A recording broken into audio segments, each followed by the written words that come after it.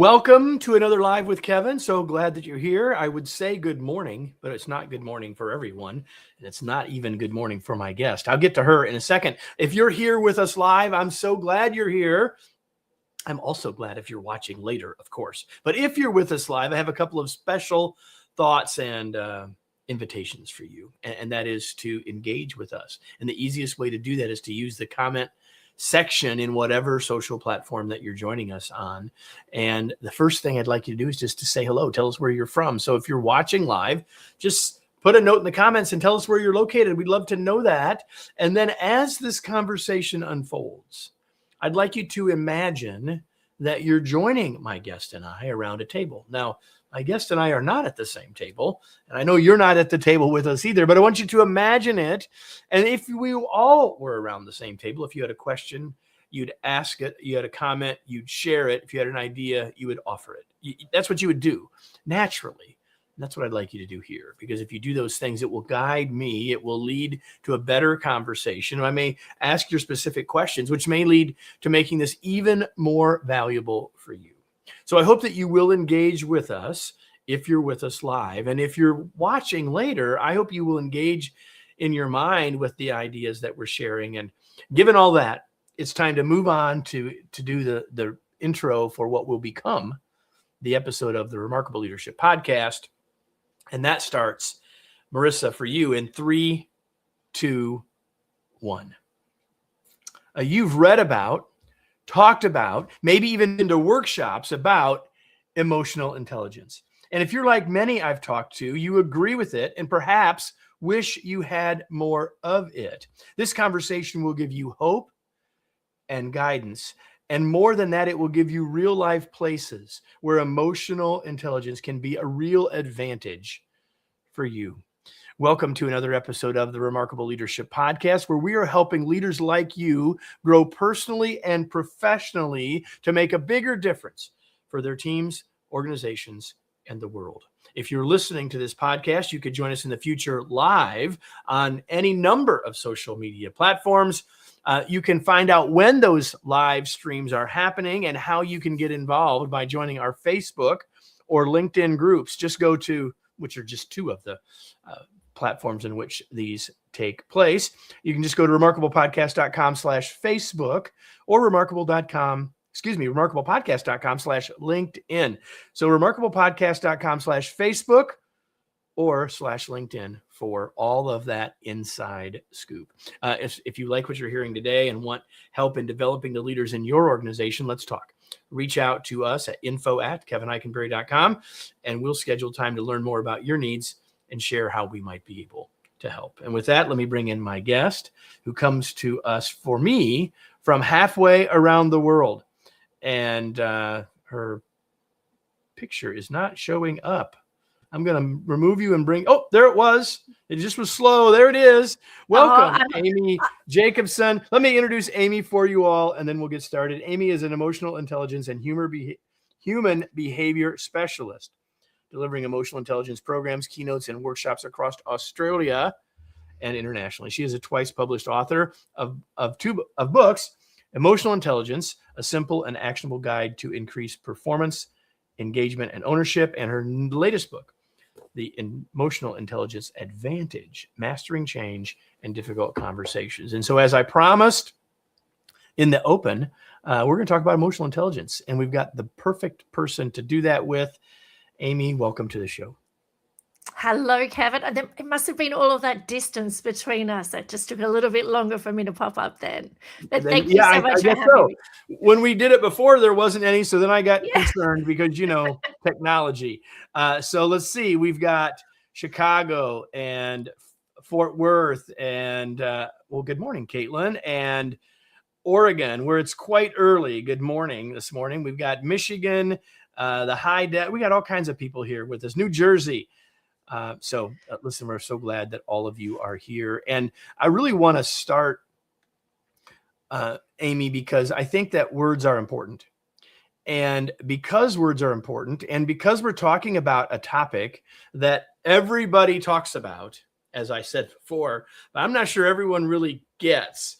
And because you wrote the book, I'd really like your definition of what you mean by emotional intelligence. So we have a common framework and foundation to start the conversation. Beautiful. So I like to define emotional intelligence against IQ, right? Because most of us know what IQ is, and that's a very common conversation. So to me, your IQ is what you know and what you can do, where your EQ or your emotional intelligence is the how and why you do it. So these two areas come together to pretty much make up every decision and every action that we make in life. And that how and why we do it is where the emotional intelligence is going to come in. How well we deliver it, how we interact with other people, how much we understand our why and what is driving us, what makes us tick, what makes other people tick. So it's really that deeper emotional understanding of who we are and who the people around us are. Hey, everybody, this is why I've been looking forward to this conversation, because having read the book, I can tell you that you're going to get common sense, very clear ideas today. I absolutely love that. So, lots of people have written books about this topic. And you even wrote an earlier book about this topic. What's the big idea of this book? And we're not, and by the way, everybody, there's no way we can talk about everything in this book, nor do I want to try. And yet it's important, I think, for us to have a context, Amy, of what you think the big idea of the book is. Yeah, beautiful. So as you mentioned, Kevin, this is my second book. The first book that I published through Wiley is The Fundamental Basics of Emotional Intelligence. So the whole purpose for the first book was that there was already so many books out there in the market on emotional intelligence, but they were very sciencey. And I would regularly get messages, especially from people around the world, saying, can you recommend a book on emotional intelligence? So I would recommend the common ones, like Daniel Goleman, Travis Bradbury, all of your common ones, right? And everyone would say, I've read that one, but I just want one that's simple, one that actually converts it into a language that we can understand, one that I can implement straight away into my workplace. So my first book is exactly that. And that is why it's actually called, it has the word simple in the subheading of it. And it is just the fundamental basics of emotional intelligence. It is an easy read. It is not academic. I've done all the research for you. I've just letting you know in simple language. And it's also a lot of 1%ers that can just go straight into play. So the kind of book that you can use, a lot of the feedback came through. It wasn't just for the workplace. A lot of people took a lot from their personal life out of it as well, which was fantastic. The reason why I wrote this book is because once people had read that first book, they wanted to dive deeper. And this book here is taking emotional intelligence deeper, but still keeping it simple. So the whole purpose of this book is to highlight two of the biggest areas that leaders, but also human beings in general, avoid. And that is change. And when I say avoid change, we can't too much avoid it, but we don't do it well. We really don't do it well. And the second thing this is shocking news. And by the way, that's not just in Australia where that's true. Just saying. No. Look, there is, and I think that there's a reason why we don't do change well, and I'm sure we'll get into it in this conversation. And it comes down to the natural wiring of our mind. So it's no surprise that we don't do change well, because if we go with the flow of our wiring, we are going to be pushing that change and hoping that people love it. But we'll get into that. But that's the purpose of this book, is to be a lot more focused on the workplace. So it does have a really strong workplace focus on it. And it's also for people more in leadership roles. Now, when I say leadership roles, I don't mean by job title, I mean by skill set. So anybody that's in a leader type role will be able to utilize this book. And again, it has very simple actions, things that you can read and implement immediately in your workplace without having to work out how it aligns. Leadership is a verb, not a noun, everybody. So there's so much that we could talk about here, but there's a couple more things I want to do, because Daniel Goleman's book was what, 20 years old ish? His first one. Yeah, The yeah. first one. When we first started to be, I mean, when we first started, that's where most people would trace their first recollection or understanding of the idea or of the phrase emotional intelligence Yeah. or emotional quotient. And so it's been around, it's not new. And yet you would say that this is, if it's possible, more important now than ever. Why? Yes. Why? One of the biggest things I think that is bringing it to its highest priority at the moment is that we've finally got to a place in workplaces, but in life in general, where people are being encouraged to speak up, to have a voice, to say your opinion, to be heard, which I think is incredible. It is incredible, and this is a place that we should have been at a long time ago. But the fact that we are there now and we're encouraging more people to speak and more people to talk about their feelings and to talk about their opinions, what we're finding is that all of a sudden there is a lot of noise. There is a lot of different voices at the table, and a lot of those voices are different opinions. And as human beings, we are wired in a way that we want to be right because we believe our values and beliefs that are embedded in our mind, we believe they're right. So when we come across people who have different values, different beliefs, different opinions, different feelings, different thoughts, it's a real struggle for our mind because we're like, well, hang on a second. How can you be right when I've got a different opinion? Does that make me wrong?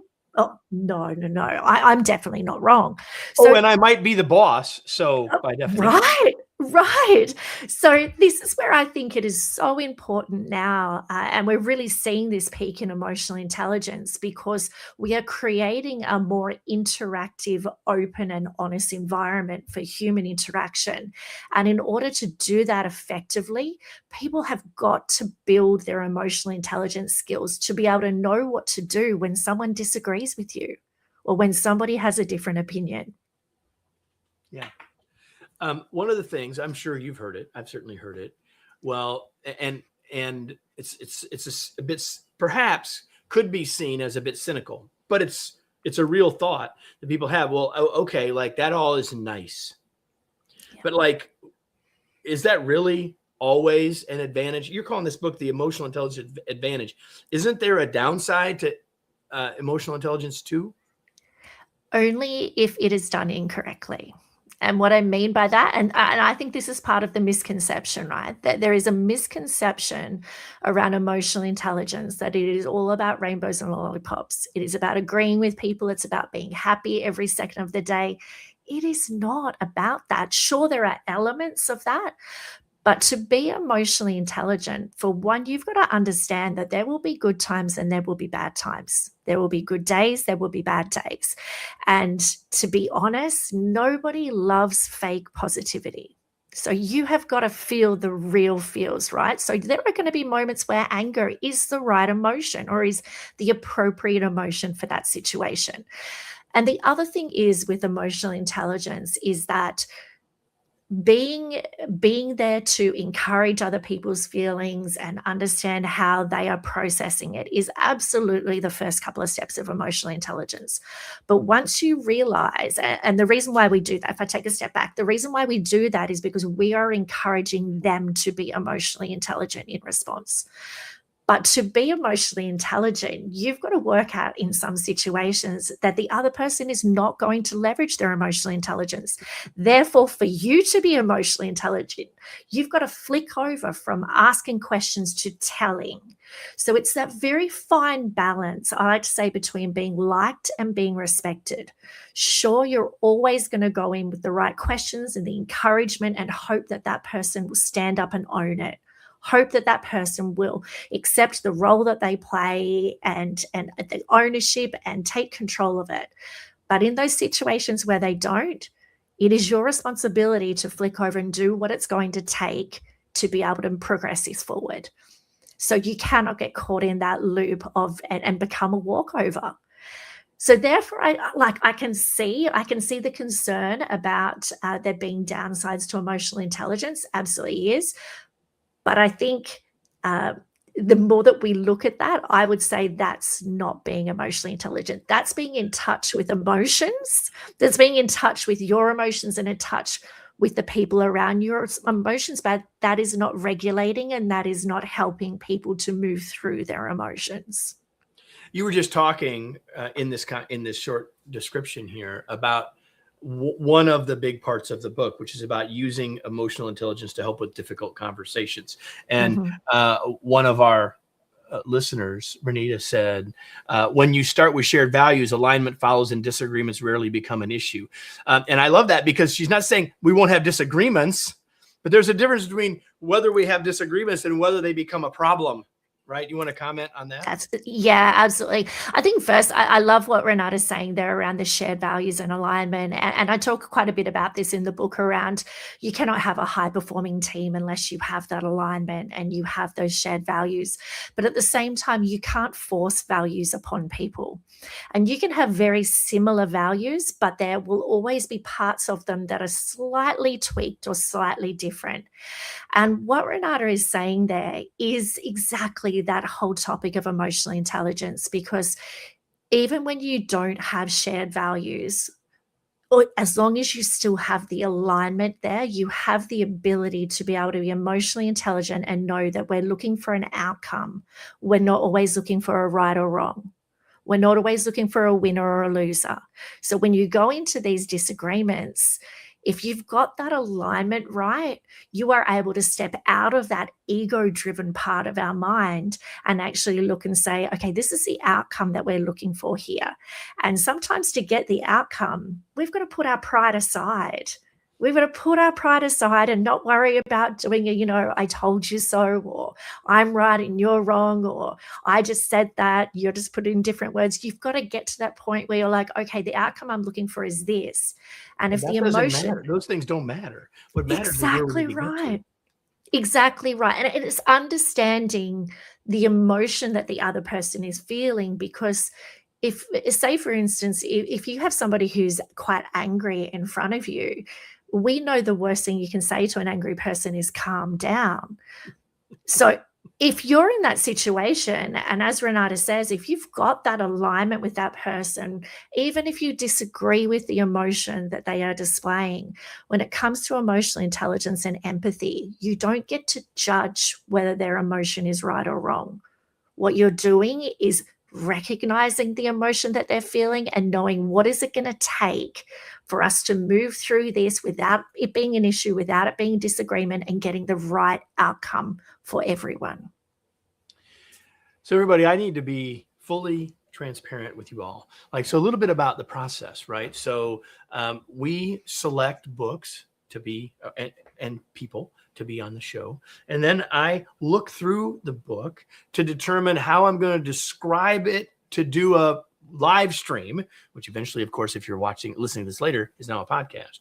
And all that's done usually is done before I've read the book, or before I've done more than just peruse the book, right? So I titled this, the title of the book, The Emotional Intelligence Advantage. And I was planning to, even this morning, to focus on some of the basics. Even in my description, I was going to focus on some of the basics, even though I really wanted to go beyond that.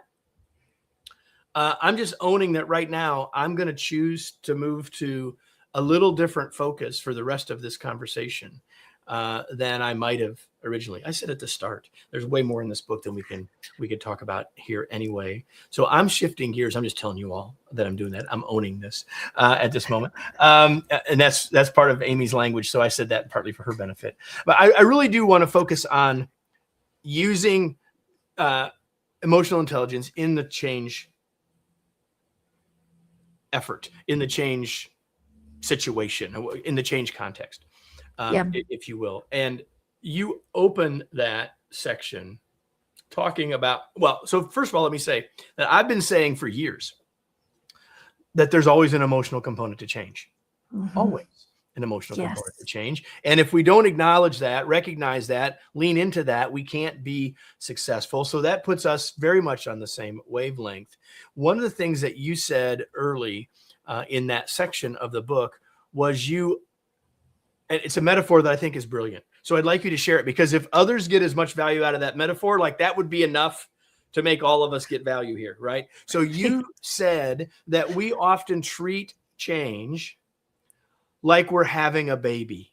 Oh, yes. So All can right. you walk us through? Because I mean, I'm a father, I'm not a mother, but Yeah.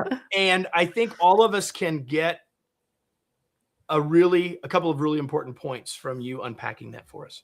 Sure. So the metaphor that I speak about, and this is actually something that I can say as being a mother of two. I have a 19-year-old and a 17-year-old. But the analogy that I use is that when a change is coming, and especially when you're involved in a change that's coming into the workplace or any part of your life, it is very similar to having a baby. And what I mean by that is from the minute you start trying to conceive, it becomes your whole world. It consumes you in everything that you do, everything that you speak about. Like every time you're in a conversation with somebody, you want to tell them where you're at. And it's like nothing else in this world is happening except for you having this baby. And as you go through the pregnancy, you're excited. And, every day goes for so long, and you want to tell people what you ate and how big this baby is based on the size of a fruit. But you are continuing through this, right? And you're having those roller coaster moments as you go, as you're counting down. And with this baby, as it continues, you're building and building and building to this unknown. Like you don't really know what's going to happen. Even if it's a second baby or a third baby, you don't know until you have this baby what to expect, what this baby is going to be like, how are they going to sleep, are they going to, eat well, all of these factors that are coming into it. When that baby is born, you truly look at that baby and think it is the most perfect thing you've ever seen in this world. Like I can remember looking at my children and just thinking, there is nothing more perfect. Like their eyes, their nose, their face, like this is unbelievable. And the minute you have that baby, you want to show everyone, and you want everyone to love your baby. You're like, and how could they not? See, this is the part to me that was incredibly useful. If you're leading a change, so I'm just going to stop for a second. If you're leading a change, do you see this? Like you've conceived this change. This change is your idea. And while it's been an up and down roller coaster to get here, once you are there, you can't understand why everyone else doesn't think this isn't the most amazing thing ever. Now, listen, I have looked at the pictures of my son. And we have often talked about, the baby picture from the hospital and looked at it and said, objectively, they're ugly. Not a pretty photo. And I've said this to Parker, and I will apologize to him again, but it's objectively true. But you couldn't have told me that in that moment. And that's where I see that analogy with change, right, Kevin, in that when you are buried in that, and that's the only thing you've thought about throughout the whole change process, you know how bad things could have gone. You know how good things could have gone. You had your expectations changed as you went through. It was your number one priority and nothing else was important. Meanwhile, this change that is going to impact everybody else, they haven't even been thinking about. They don't care. Like they've got so many other priorities going on. And this is the last priority. So when you're doing all the fanfare about the launch and get excited and this is going to be the best thing you've ever seen, so many of them are like, you are wasting my time. Like I've got more important things to do right now. And then what we do is we come in and we try to force people to love it. We're like, love our baby. Like this baby is beautiful. Like this change is so incredible and it's so much better than the past. Like your old world, which is pretty much referring to their baby, when you turn around and you say this new change is so much better than anything you've ever had, your old process or your old way of doing it that you've been doing it for the last 20 years, it's terrible. You are pretty much telling people that their baby is ugly. That your baby is ugly, my baby is beautiful. Love my baby. And my baby is perfect, where your baby has got so many faults. Like, how could you even want to keep that baby when you have the chance of loving my perfect, beautiful baby?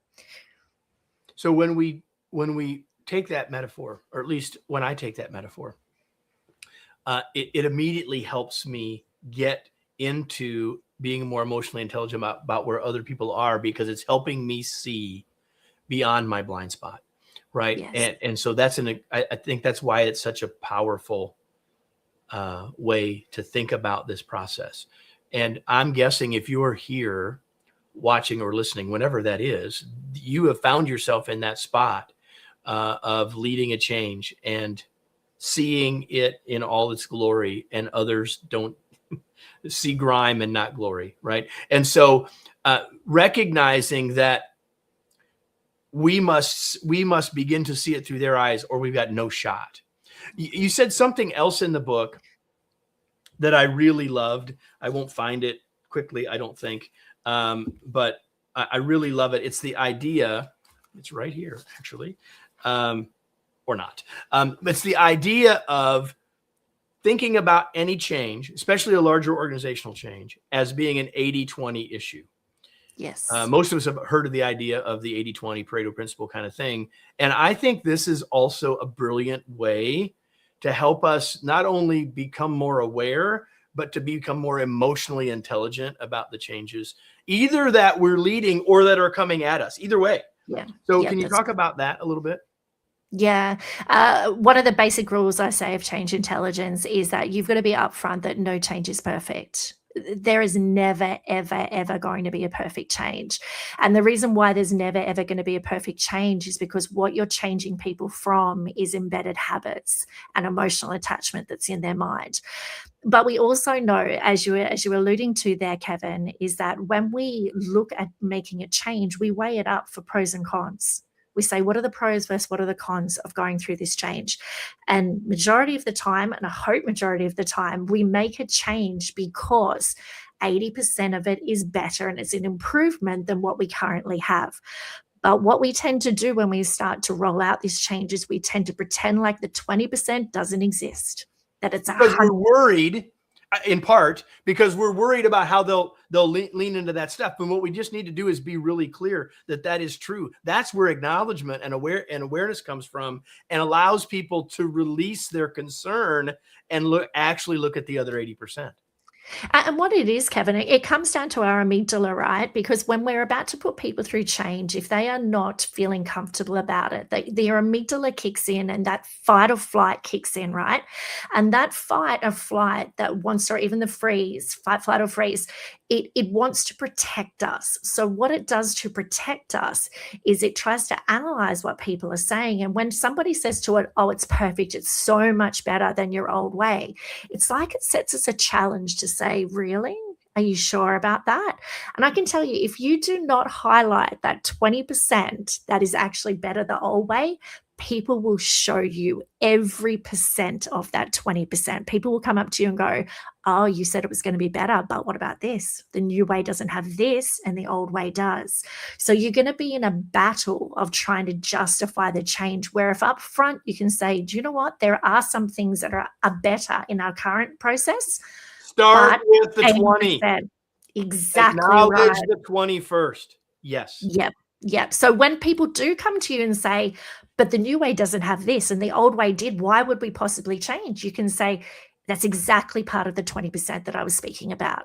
There is definitely things that are better in the old way, but that's not why we moved to the new change. We moved to the new change because 80% of it is an improvement, and that's what makes the difference. The world is not so black and white. It's shades of gray, and this way of thinking about this as the 80-20, and not ignoring or trying to hide the 20%, but opening with the 20% is a really almost magical way to acknowledge folks and acknowledge reality. There's something else that I think everyone else that you wrote, Amy, that I think everyone else that's with us needs to hear. You've written now 2 books with the words emotional intelligence in the title. Mm-hmm. And you said, I don't consider myself to be emotionally intelligent. Yeah. What are you talking about? What I'm talking about is that I don't think that there is such a thing as an emotionally intelligent person in this world, because what I believe is that emotional intelligence is a skill. And it is a skill that in every situation, we have a choice to make. We have a choice to respond in an emotionally intelligent way or not. And sometimes we get it right, and sometimes we get it very wrong. And I spent my whole life buried in this emotional intelligence. Like it's my most, I'm sure you can see how passionate I am about it. But I can list times where my emotional brain has jumped first and taken over my logical brain, and I have not responded initially in an emotionally intelligent way. And I think it's one of those things that we can never, ever say that we have truly mastered being 100% emotionally intelligent in every situation, because there will be times when we don't get it right. And it's those times is probably the most important time that shows your measure of emotional intelligence, because to have the ability to turn around and say, wow, I did not get that right. Like, please like I'm apologizing. My initial reaction is not what I stand for. It's not who I am. And I shouldn't have said it. Please, can I try that again? That is emotional intelligence. That is emotional intelligence. So what you're saying then is that it's a journey to being more, to using our emotional intelligence more effectively or more wisely always. And it's not an identity to create.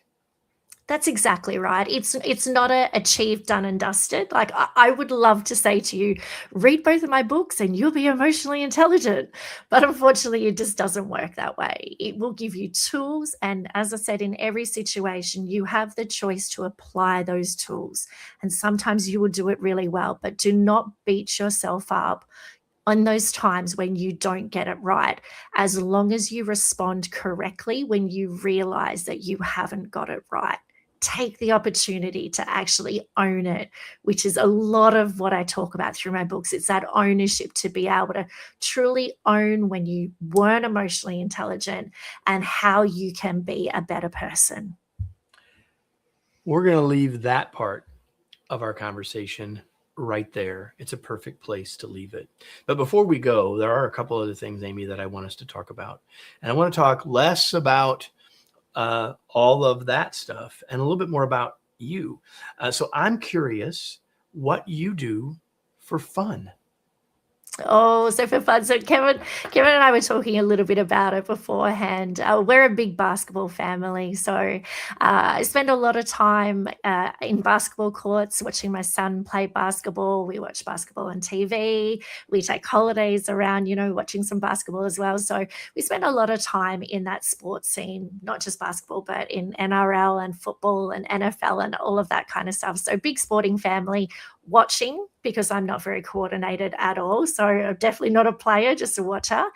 And the other thing, which is what I'm actually doing next week as well, is my husband and I love to travel, and we love to go away in the caravan. So next week, we'll be taking one more sneaky week away in our summer holidays to spend the week in the caravan, just on the beach, nice and chill, relaxing and reading books. I love reading books. So it'll be all about the books and the food, because I love all food. So let's talk about that. Because it's evening for you while it's morning for me. You said that right before we got on and started chatting that you were reading a book. So what are you reading these days? Yeah, so as I said, I read a lot of books, but what I tend to do is in my downtime, which this period of the year is my downtime, December, January, I tend to take quite a bit of time off, because it's not the best time to be teaching anybody or to be running programs in organizations. So my general rule over this period is to read fiction only. So I escape from the business, escape from the PD books, and I like to just bury myself into a great fiction book. So the book I'm reading at the moment is called The Good Losers by Meg Bicknell. Bignall, I think that's how you say it, and it's actually hilarious. So it's I would suggest you probably need to be a little bit lighthearted to read this one, because it does cross the lines a few times, but it has had me laughing out loud so many times in this book, and It's about a woman whose son actually joins a rowing club, and actually the book shows group chats, and if you're a parent of any child that's ever been in a sporting club, I'm sure you would have been exposed to group chats before. And we always know that there's those specific people in a group chat that bring that different element, and Meg absolutely nails it in this book. So it's a great read. We'll have a link to that in the show notes. We'll have a link to both of Amy's books in the show notes as well. And so, Amy, where can you point us? Where do you want to point us? If people want to learn more, get connected with you, etc. While you do that, I'll hold the book up one more time for people that are watching. Beautiful. So the best place is to head straight to my website, which is amyjacobson.com.au. On my website, there's an insights page where you'll find links to so many articles, press releases, podcasts, all of that kind of stuff. And you'll find the links to my socials, and you'll find the links to my books as well. But my books you can find on any online platform, in any bookstore. And I know a lot of people say this, but I truly do mean it. Connect with me online. I welcome you to send me DMs. I welcome you to send me questions. As you can tell, I love a chat. So love to hear your thoughts on emotional intelligence and what you think of the books. One more thing before we go, everybody. First of all, thank you, Amy, for being here. But one more thing before we go. It's the question I ask you all every week. Now what? What will you do now? What will you do not with buying a book, although Amy certainly hopes you do that. Please. But what will you do with the ideas that you heard here? What will you action from this conversation? And because until you take action on it, it won't make a difference. We said earlier, leadership isn't a job title. It's not a position. It's something that we do. Emotional intelligence is something that we do. Amy said it's a skill. So how will you start to exercise that skill? What ideas will you take from this that will start to change the way you think, the way you communicate, the way you lead? If you take action on that answer, this will have been of great value to you. So, Amy, thanks again, as I said, so much for being here. It was such a pleasure to have you. Thank you for joining me late in the evening, your time. It was my absolute pleasure. Thank you so much for having me on, Kevin. And I love that you've got so much passion in this space as well. Everybody, if you liked this episode, you're with me, which also means you're probably going to like next week's episode, then the one after that, and the one after that, which means you need to be subscribed so you don't miss them. Wherever you're watching or listening, make sure you're subscribed so you don't miss any future episodes, because we'll be back next week with another episode of the Remarkable Leadership Podcast.